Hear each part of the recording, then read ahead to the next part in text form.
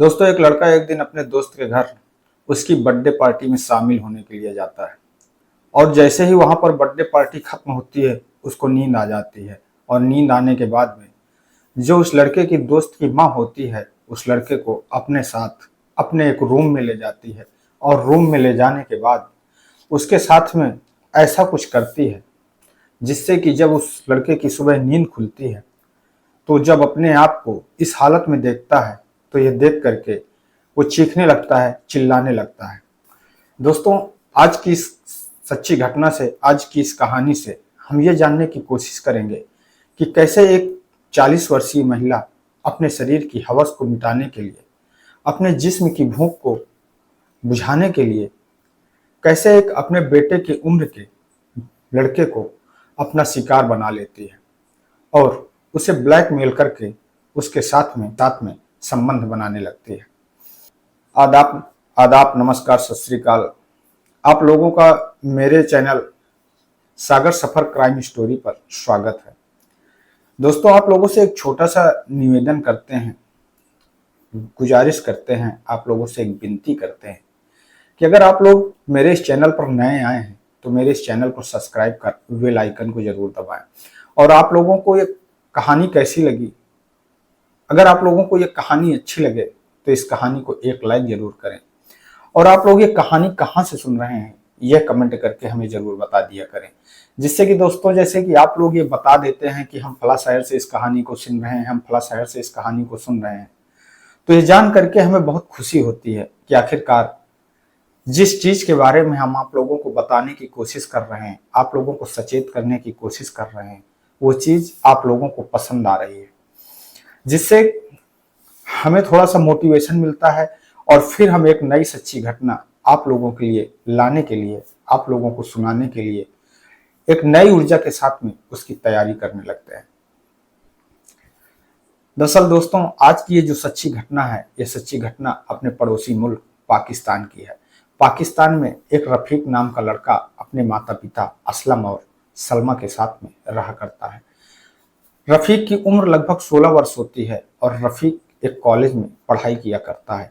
College में ही उसका एक दोस्त बन जाता है जिसका नाम फारूक होता है। फारूक जो होता है, उसके पिताजी नहीं होते, उसकी केवल माता जी होती हैं उसके घर पर। माता जी का नाम उसकी नाजिया होता है। फारूक की जो माता जी होती हैं, उनका उनके पति से किसी कारणवश तलाक हो गया होता है और वो विदेश में रहा करते हैं। पर वो जो कुछ पैसा कमा करके फारूक की माँ नाजिया को गुजारा भत्ता के रूप में दिया करते हैं, जिससे कि वो रकम इतनी होती है कि जो फारूक और फारूक की माँ होती हैं, उनकी जिंदगी बहुत ही ऐशो आराम से कटा करती है। कभी कभी जो रफीक होता है, वो फारूक के साथ में फारूक के घर घूमने के लिए चला जाता है। और जब वो फारूक के घर को देखता है, तो फारूक के घर को देख करके वो दंग रह जाता है। फारूक की जो माँ होती हैं, वो बहुत ही अच्छे तरीके से, जिनकी उम्र लगभग 40 वर्ष होती है, पर वो देखने में ऐसा नहीं लगता कि उनकी उम्र 40 वर्ष है, क्योंकि उनके जो पहनावा ओढ़ावा होता है वो बहुत ही अच्छा होता है, एक नए लोगों की तरीके का होता है। और यह देख करके जो रफीक होता है वो काफी भयभीत होता है और खुश होता है। फारूक की माँ जो होती हैं, वो जितना भी पैसा फारूक अपनी माँ से मांगता है, जिस चीज के लिए मांगता है, उसे आसानी से मिल जाता है। यह देखकर जो रफीक होता है, वो मन ही मन अपने मन में ये सोचता रहता है कि आखिरकार हम कब ऐसी जिंदगी जी पाएंगे, हमारे दिन ऐसे कब आएंगे। क्योंकि दोस्तों, जो रफीक के माता पिता होते हैं, वो बहुत ही एक तरह से गरीब होते हैं। उनकी जो जिंदगी का गुजर बसर होता है, वो मेहनत मजदूरी करके अपनी जिंदगी का गुजारा। जो रफीक होता है, वो अपने माता पिता का एक इकलौता पुत्र होता है। अपने माता पिता का वो भी काफी दुलारा होता है, पर इतना कुछ पैसा उन लोगों के पास में नहीं होता कि वो रफीक को पूरे ऐशो आराम करा सके, जितना वो खर्च करना चाहे उतना खर्च कर सके।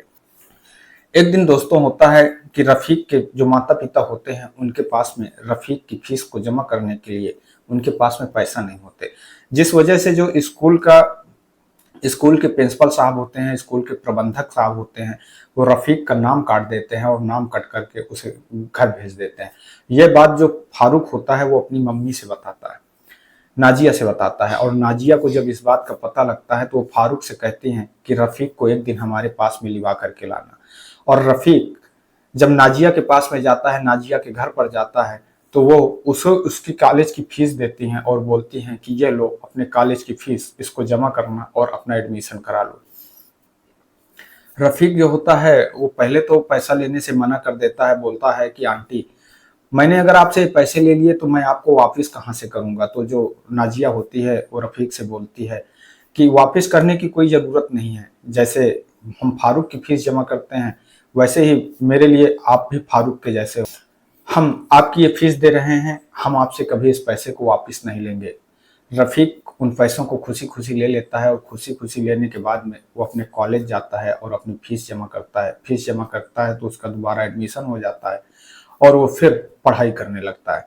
अब जो फारूक की माँ नाजिया होती है वो रफीक को जब जहां कहीं भी बाजार में, रास्ते में कहीं भी मिल जाती है तो उससे अच्छे से बात करने लगती है। उसे मार्केट में जूस वगैरह कुछ भी जो मिल जाता था उसको खिलाने पिलाने लगती है। जबकि जो रफीक होता है इन सारी चीज़ों से उनको मना करता है, पर वो हरदम ये कहती हैं कि हम आपके दोस्त हैं।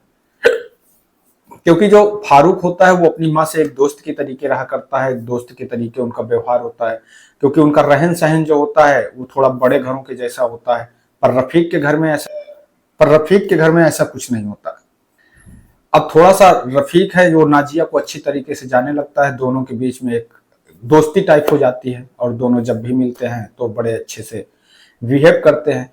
एक दिन दोस्तों होता क्या है कि जो फारूक होता है उसका जन्मदिन होता है और जन्मदिन पे वो एक छोटी सी पार्टी रखता है। जो उसके खास खास कॉलेज के मित्र होते हैं उनको इनवाइट करता है।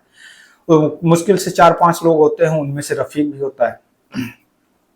और रफीक जो है वो उस पार्टी में शामिल होने के लिए आता है, पर रफीक जो उस पार्टी में वो सारे जो उसके दोस्त होते हैं, फारूक के जो सारे दोस्त होते हैं और फारूक होता है, वो सारे लोग बियर पी करके अपनी पार्टी का एंजॉय किया करते हैं। पर रफीक जो होता है वो बियर नहीं पीता, क्योंकि वो कभी पीता नहीं था, तो इसलिए वो मना कर देता है कि यार मैं कभी नहीं पीता हूँ, मैं इसको नहीं पी पाऊंगा, इसलिए मैं इसको नहीं पीऊंगा। पर जो उसी समय जो फारूक की माँ होती है नाजिया, नाजिया वहां पर आती है और वो गिलास उठाती है और गिलास को उठा करके रफीक को पकड़ाते हुए बोलती है कि आज इतना खुशी का दिन है, आपके दोस्त का जन्मदिन है, मेरे बेटे का जन्मदिन है, क्या आप इस मौके पे मेरी तरफ से थोड़ी सी बियर नहीं लेंगे।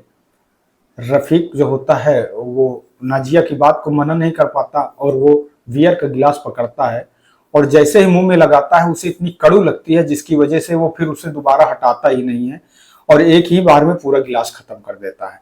और जैसे ही वो एक गिलास बियर रफीक के अंदर जाती है उसे थोड़ा सा अच्छा लगने लगता है, क्योंकि जो हल्का हल्का उसे नशा होने लगता है। तो फिर वो लगातार उन लोगों के साथ में, अपने दोस्तों के साथ में, फारूक के साथ में बराबर बियर का सेवन करता रहता है। पर जो फारूक होता है उसके जो बाकी दोस्त होते हैं वो लोग क्योंकि अक्सर बियर की पार्टी किया करते थे, इसकी वजह से उन लोगों को बियर का ज्यादा असर तो नहीं होता। पर जो रफीक होता है उसने पहली बार बियर को पी थी, इसलिए से बियर पीने के बाद में जब उससे नशा चढ़ता है तो उसे नींद आने लगती है। अब वो पार्टी वहां से खत्म होती है। पार्टी खत्म होने के बाद में जो फारूक होता है वो अपनी माँ नाजिया से बोलता है कि माँ आज हम लोगों का एक घूमने का प्लान है, आज हम लोग कहीं घूमने जा रहे हैं। तो जो नाजिया होती है वो फारूक से बोलती है कि ठीक है, आपकी यही उम्र है अभी घूमने की, आप लोग अगर अभी ना घूमेंगे तो फिर कब घूमेंगे, आपके जो भी शौक हैं वो तो मैंने आपको पूरी तरह से छूट ही दे रखी है, आप अपने पूरे शौक पूरे कर लीजिए। फारूक बाकी दोस्तों के साथ में उठता है और उठने के बाद में वो रफीक से कहता है कि चल यार कहीं घूमने चलते हैं। पर उस समय जो रफीक को नींद आ रही होती है, इसलिए जो नाजिया होती है वो अपने बेटे फारूक से कहती है कि रफीक को सोने दो, उसने शायद पहली बार बियर पी है इसलिए उसे नशा ज्यादा हो गया है और उसे शायद जाने में दिक्कत होगी, इसलिए आप उसे आराम से सोने दीजिए, आप लोग घूम करके आइए और जैसे ही सुबह होगी मैं उसको उसके घर में भेज दूंगा। अब फारूक अपने बाकी दोस्तों के साथ में वहां से चला जाता है और जो नाजिया होती है वो जैसे ही उसके बेटे और उसके दोस्त उस घर से जाते हैं और कुछ समय बीतता है, उसके रफीक को सोफे से उठाती है और सोफे से उठा करके अपने बेड पर ले जाती है और बेड में ले जाने के बाद, अपने कमरे में ले जाने के बाद उसके जितने शरीर के कपड़े होते हैं वो सारे उतार देती है और अपने मोबाइल की रिकॉर्डिंग खोल करके कमरे के एक किनारे पर रख देती है और उसके बाद में उसके जो सारे बदन के कपड़ों को उतार देती है और उसके बदन को सहलाने लगती है, उसके शरीर को टच करने लगती है। रफीक की उम्र भी लगभग 16 साल होती है, वो भी एक तरह से जवानी की दहलीज पर नया नया कदम रखता है। उसके अंदर भी पूरी तरह से उसका जो शरीर होता है, इस तरीके से जब नाजिया उसको टच करती है तो वो भी एक तरह से पूरी तरह से फड़फड़ाने लगता है और नशे में होता है, इसलिए वो इस चीज को गौर नहीं कर पाता और उसी रात उन लोगों के बीच में वो नाजिया के साथ में अवैध संबंध कर बैठता है। नशे में था, नींद आ जाती है और नींद आने के बाद में वो सो जाता है। सो जाने के बाद में जैसे ही उसकी सुबह नींद खुलती है और वो देखता है कि उसके शरीर पर एक भी कपड़े नहीं है और उसको जो है बहुत तेजी से दर्द हो रहा होता है। वो चीखता है, बहुत तेजी से चिल्लाता है और वो पूछता है नाजिया से कि आखिरकार मेरे शरीर के कपड़े कहाँ हैं, मेरे साथ रात में ऐसा क्या हुआ है। तो नाजिया जो होती है वो एक तरह से बहुत ही बेशर्म तरह की औरत होती है। वो हंसते हुए बोलती है कि मैंने आपके रात में सारे कपड़े उतार दिए थे। तब जो रफीक होता है वो बोलता है कि क्यों। तो कहती है कि सब तो आप वीडियो क्लिप देख लीजिए, आपको मालूम पड़ जाएगा। और जैसे ही वो वीडियो क्लिप रफीक को दिखाती है, रफीक की आंखें फटी का फटी रह जाती हैं और वो परेशान होने लगता है और वो कहने लगता है कि आखिरकार आपने ऐसा हमारे साथ में क्यों किया है, मुझे बहुत दर्द हो रहा है। नाजिया जो होती है वो कहती है कि इसमें मेरी गलती नहीं है कुछ, आप रात में नशे की हालत में थे, आपने मेरे साथ में मजे लिए और हमने भी मजे लिए। इसमें ना तो मेरी गलती है ना आपकी गलती है, अगर गलती है तो हम दोनों की गलती है। और मैं आपसे एक आज बात कहती हूँ कि अब मेरा जब जब भी मन करेगा और जब जब भी मैं आपको बुलाऊंगी आपको आना पड़ेगा। अब रफीक ये बात सुन करके परेशान होने लगता है, वो तुरंत वहां से जाता है। अब उसका दिमाग काम नहीं करता है, वो सोचता है कि आखिरकार वो करे तो क्या करे और ये बात बताए तो किससे बताए। दोस्त से कह नहीं सकता था क्योंकि उसकी माँ थी, माता पिता से वो बात इस तरीके से कैसे कहे, इस बात को लेकर के वो परेशान होने लगता है। फिर जब उससे बर्दाश्त नहीं होता तो वो अपने पिता से एक बात कहता है कि पिताजी हमें दर्द हो रहा है। और वो पूछते हैं कि आखिरकार कहाँ दर्द हो रहा है। तब वो बताता है और उसके पिताजी जो असलम होते हैं उसको एक डॉक्टर के पास में लेकर के जाते हैं। और जब डॉक्टर के पास में लेकर के जाते हैं तो डॉक्टर उन लोगों को जो बात बताता है वो बात सुन करके उसके पिता असलम चौंक जाते हैं, परेशान हो जाते हैं। डॉक्टर बताता है कि आपका जो बेटा है वो किसी के साथ रिलेशनशिप में था, कुछ ज्यादा तो नहीं, उसके हल्की सी खरोंच आई है, इस वजह से उसको दर्द हो रहा है। ये घाव तो 2-4 दिन में भर जाएगा, पर आपका बेटा शायद जिस रास्ते पे जा रहा है वो घाव आपका कभी नहीं भरेगा। ये सुन करके जो असलम होते हैं और वह बात जब अपनी पत्नी सलमा को बताते हैं तो वो दोनों परेशान होने लगते हैं कि आखिरकार हमारा बेटा किस रास्ते पे जा रहा है। अब जो रफीक होता है उसका पढ़ाई लिखाई में मन नहीं लगता क्योंकि उसके दिमाग में केवल एक ही बात वही घूमती रहती है, क्योंकि वो एक तरह से फंस चुका होता है। अब वो उसके दिमाग पर प्रेशर होता है, उसका पढ़ाई लिखाई में मन नहीं लगता।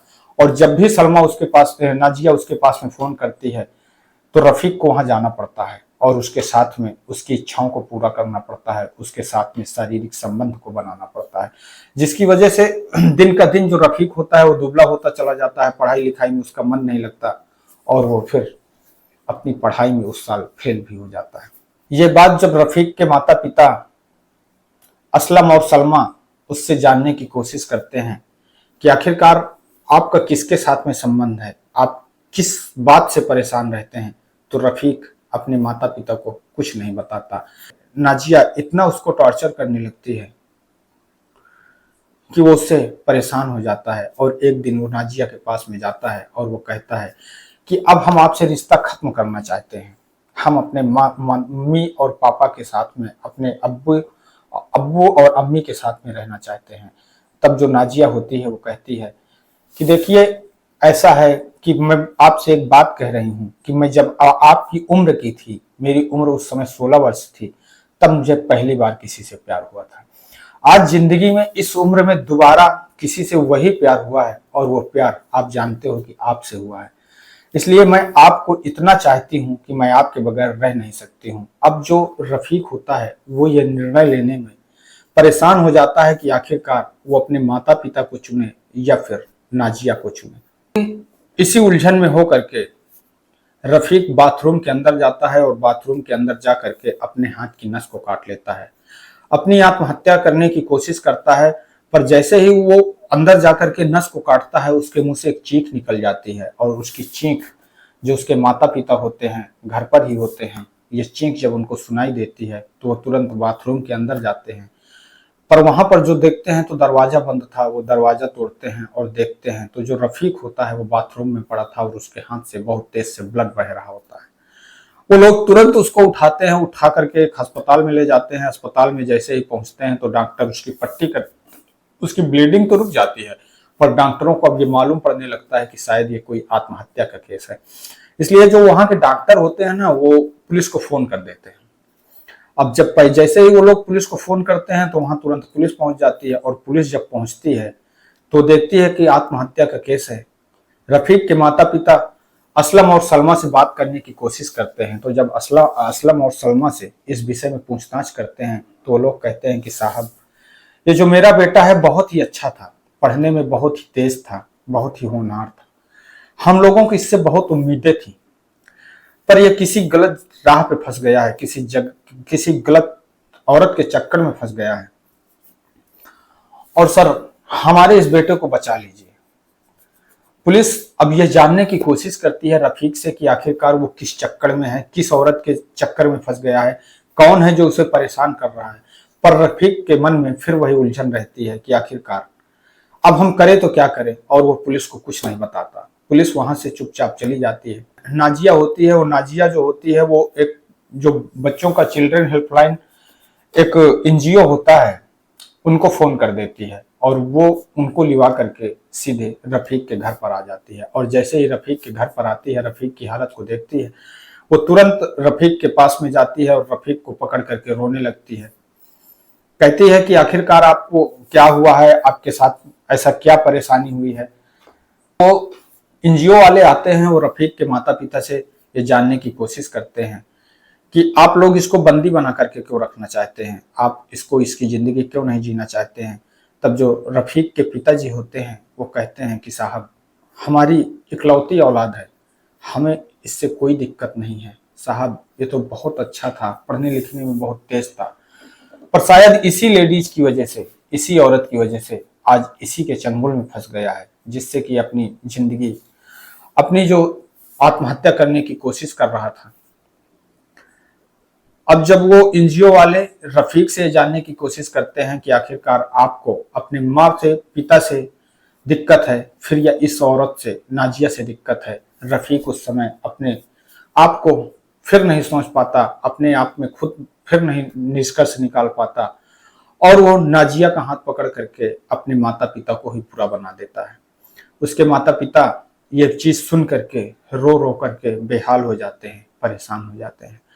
दोस्तों, इस कहानी को सुनाने का उद्देश्य किसी को ठेस पहुंचाना नहीं है, किसी को दुख पहुंचाना नहीं है, बल्कि आप लोगों को सजग करना है, सतर्क करना है।